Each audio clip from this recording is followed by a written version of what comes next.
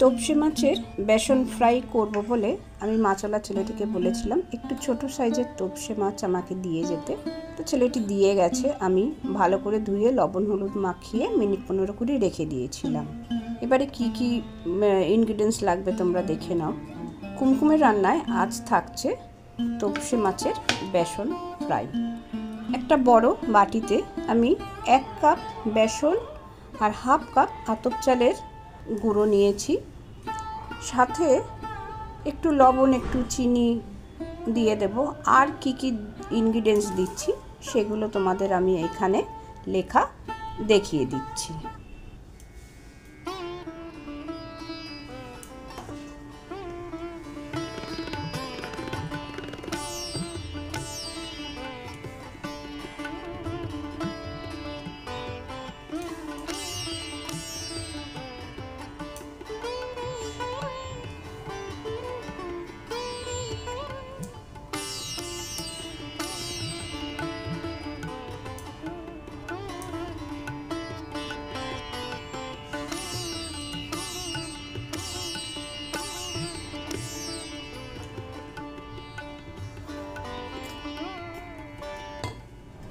এবার একটু একটু করে জল দিতে দিতে মোটামুটি ঘন একটা ব্যাটার তৈরি করে নেব। জলটা একেবারে না দিয়ে বারে বারে একটু একটু করে দিয়ে ব্যাটারটা তৈরি করলে ভালো ব্যাটার তৈরি হয়। আর ব্যাটারটা তৈরি করে মিনিট 10 আমি রেস্টে রেখে দেব। আর এটা ফ্রাই করা দেখাতে দেখাতে আমার কাছের দূরের সমস্ত বন্ধুদের আন্তরিক শুভেচ্ছা জানাচ্ছি। আশা করি সবাই ভালো আছো, সুস্থ আছো।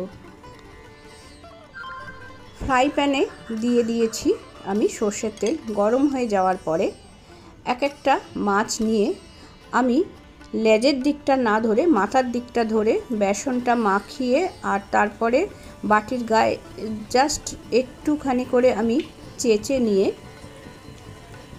আমি গরম তেলে মাছগুলোকে ছেড়ে দিলাম। যারা নতুন রান্না করছো বা নতুন রান্না শিখছো তাদের একটা ছোট্ট টিপস দিই, এই মাছ যখন ফ্রাই করবে তখন ব্যাটার কিন্তু একটু ঘন গুলবে। এই রকম ফ্রাই যখন করবে তার পাতলা গুললে কিন্তু মাছের গায়ে কোনো ব্যাটার লাগবে না। আর ঘন ব্যাটার গুলে মাছটা ডুবিয়ে নিয়ে সেই বাটির গায়ে কিন্তু সেই ব্যাটারটাকে একটু জাস্ট চেঁচে নিয়ে তারপরে গরম তেলের মধ্যে দিতে হয়। আর আমার বন্ধু যারা দেখছো তাদের বলি, এই শীতকালে এই রকম মাছের ব্যাটার ফ্রাই করে চায়ের সাথে বা কফির সাথে বা গরম ডাল ভাতের সাথে তোমরা মজা করে খাও। আর আমাকে জানাতে কিন্তু ভুলো না কেমন তোমরা খেলে। মাছগুলো ফ্রাই হোক আর তোমরা সেতারে সুর শুনতে শুনতে ফ্রাইগুলোকে উপলব্ধি করো, অনুভব করো এটা খেতে কতটা সুস্বাদু হচ্ছে।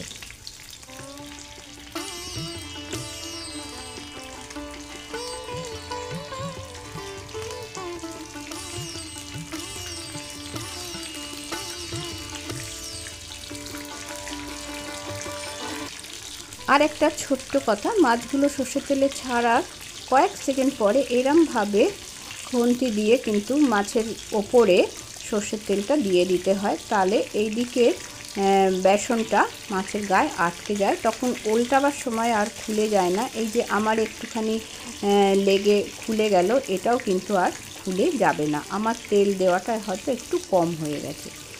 যাই হোক, যেটা বলছিলাম,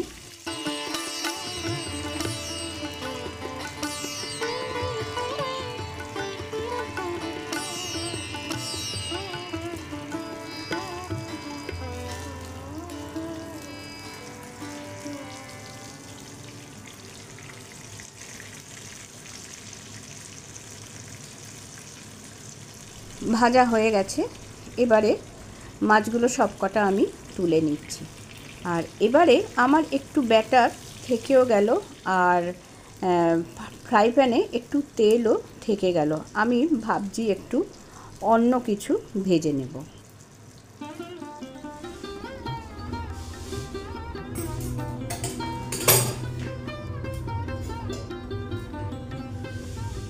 আর একটু বেসন আছে, আমি এই যে বেগুন আর ফুলকপি কেটে দিয়েছি। বেগুন আর ফুলকপি দিয়ে ভাজব। তেলও একটু আছে, ভেজে নিই তাহলে।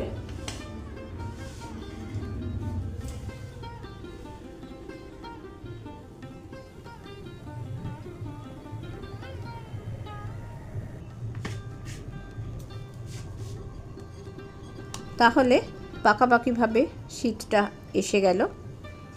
সবাই মিলে এইবার জমিয়ে ফ্রাইগুলো খাওয়া যেতেই পারে, তবে হেলথ কনসাস থাকাটা ভালো। বুঝে শুনে ফ্রাই জিনিসটা বুঝে শুনেই খেতে হবে। ঘরে যে কোনো জিনিস তৈরি করে একটু বেশি করে খাওয়াই যায়, বাইরের জিনিসগুলো বেশি না খাওয়াই ভালো। সবকটি আমি খুব ঘরোয়াভাবে অল্প করেই ভেজেছি। 4 পিস মাত্র বেগুন নিয়েছি আর কয়েকটা ফুলকপির টুকরো নিয়েছি।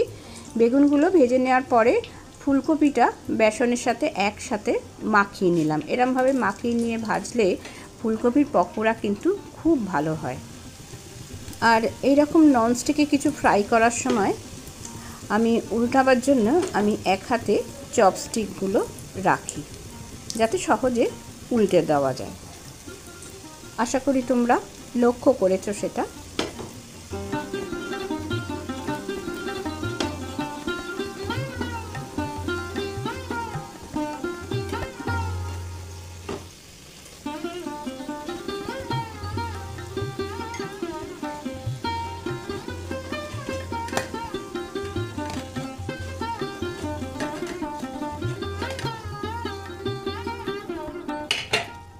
বেগুনগুলো ফ্রাই করার পরে ফুলকপিগুলো এরকমভাবে আমি তেলের মধ্যে ছেড়ে দিয়ে ফ্রাই করে নিচ্ছি।